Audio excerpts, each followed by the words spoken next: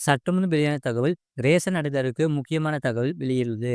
அது என்னத்துல பார்க்க போறோம். நீங்க நம்ம சேனலை சப்ஸ்கிரைப் பண்ணாம இருந்தீங்கன்னா மறக்காம லைக் பண்ணிக்கோங்க, சப்ஸ்கிரைப் பண்ணிக்கோங்க. உங்க நண்பர்களுக்கு தெரியப்படுத்த ஷேர் பண்ணுங்க. தமிழகத்தில் பொங்கல் பரிசு தொகுப்பு பெறுவதற்கான டோக்கன் இன்று முதல் வீடு வீடாக விநியோகம் செய்யப்படுகிறது.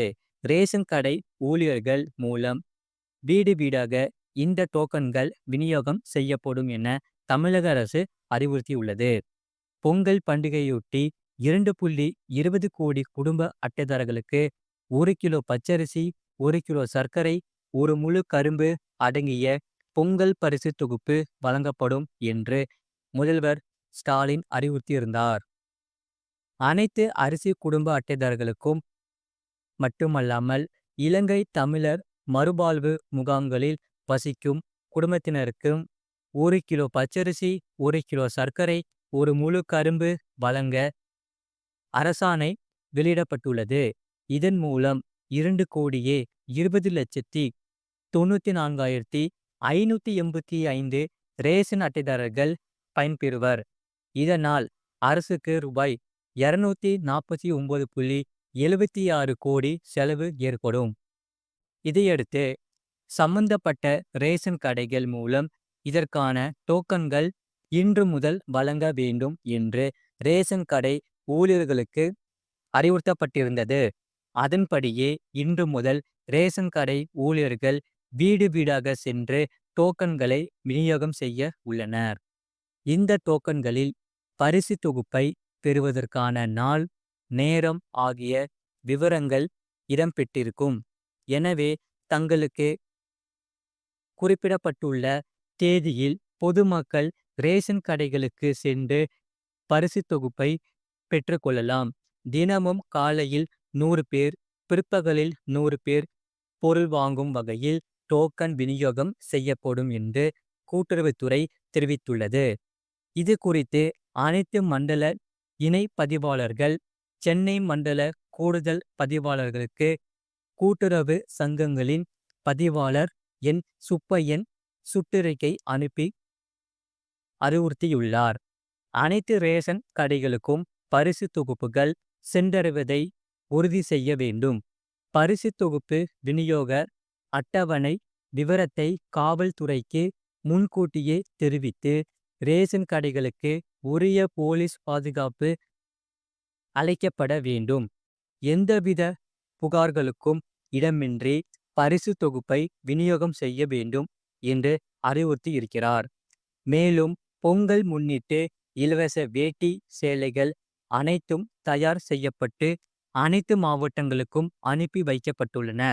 பொங்கல் பரிசு தொகுப்புடன் இவற்றையும் சேர்த்து வழங்க தேவையான அனைத்து நடவடிக்கைகளும் மேற்கொள்ளப்பட்டு வருகின்றன.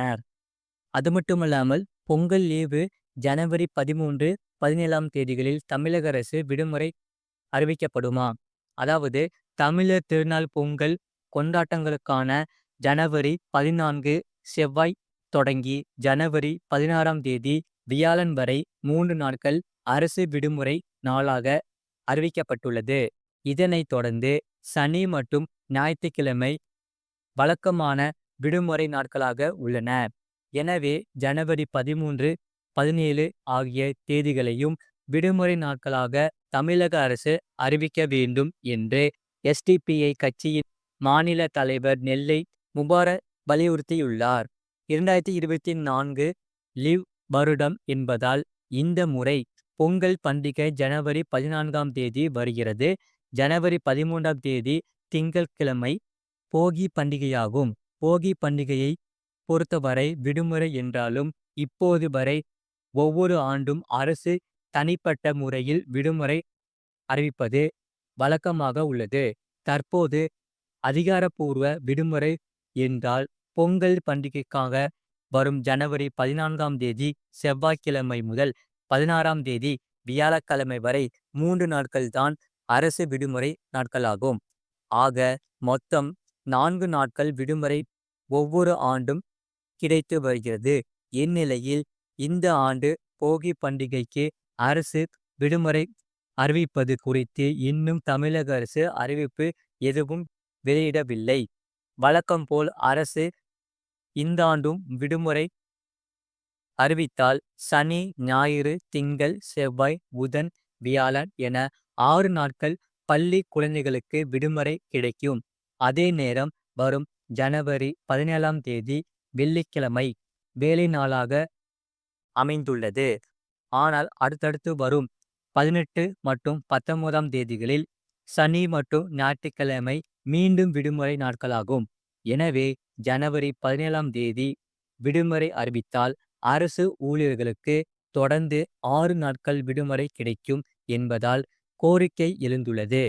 அதற்கு பதில் அதற்கு அடுத்து வரும் சனிக்கிழமைகளை வேலை நாட்களாக அறிவிக்கலாம் என்றும் கோரிக்கை எழுந்துள்ளது. இது தொடர்பாக எஸ்டிபிஐ கட்சியின் மாநில தலைவர் நெல்லை முபாரக் வெளியிட்டுள்ள அறிக்கையில் கூறுகையில், தமிழர் திருநாள் பொங்கல் கொண்டாட்டங்களுக்கான ஜனவரி 14 செவ்வாய் தொடங்கி ஜனவரி 16 வியாழன் வரை 3 நாட்கள் அரசு விடுமுறை நாளாக அறிவிக்கப்பட்டுள்ளது. இதனைத் தொடர்ந்து சனி மற்றும் ஞாயிற்றுக்கிழமை வழக்கமான விடுமுறை நாட்களாக உள்ளன. இந்த விடுமுறை தினத்துக்கு முந்தைய ஜனவரி 13 திங்கட்கிழமை மற்றும் விடுமுறைக்கு பிந்தைய ஜனவரி 17 வெள்ளிக்கிழமை வேலை நாட்களாக உள்ளன.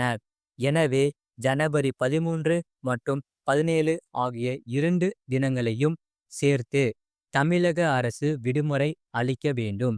சென்னை உயர்நீதிமன்றத்தின் ஆண்டு விடுமுறை பட்டியலில் ஜனவரி 11 முதல் 19 வரை விடுமுறையாக உள்ளது.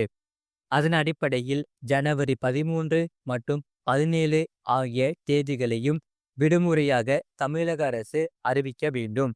தமிழர்கள் கொண்டாடும் மிக முக்கியமான பண்டிகைகளில் ஒன்றாக தமிழர் திருநாள் கொண்டாட்டங்களுக்கான வெளியூரில் உள்ள மக்கள் தங்கள் சொந்த ஊருக்கு செல்கின்றனர். ஜனவரி 13 மற்றும் 17 ஆகிய நாட்களையும் விடுமுறை நாளாக அறிவிக்கும் போது மக்கள் முன்கூட்டியே தங்கள் பயணங்களை எளிய முறையில் திட்டமிட்டு தமிழர் திருநாளை உற்சாகத்துடன் கொண்டாடி சிரமமின்றி மீண்டும் ஊர் திரும்புவார்கள். தொடர் விடுமுறை கிடைப்பதால் பல லட்சக்கணக்கான மக்கள் சொந்த ஊருக்கு பயணம் செய்வார்கள். குறிப்பாக வெளியூர்களில் பணி செய்யும் ஊழியர்கள் மற்றும் பள்ளி கல்லூரி மாணவர்களுக்கு அது வசதியாக இருக்கும். ஆகவே ஜனவரி 13 மற்றும் 17 ஆகிய தேதிகளையும் தமிழக அரசு விடுமுறை நாட்களாக அறிவிக்க வேண்டும் என கேட்டுக்கொள்கிறேன். இவ்வாறு அவர் அந்த அறிக்கையில் தெரிவித்துள்ளார். இது போன்ற செய்திகளை உடனுக்குடன் அறிந்து கொள்ள மறக்காம சேனலை சப்ஸ்கிரைப் செய்யுங்கள். மற்றவர்களுக்கு தெரியப்படுத்த ஷேர் செய்யுங்கள்.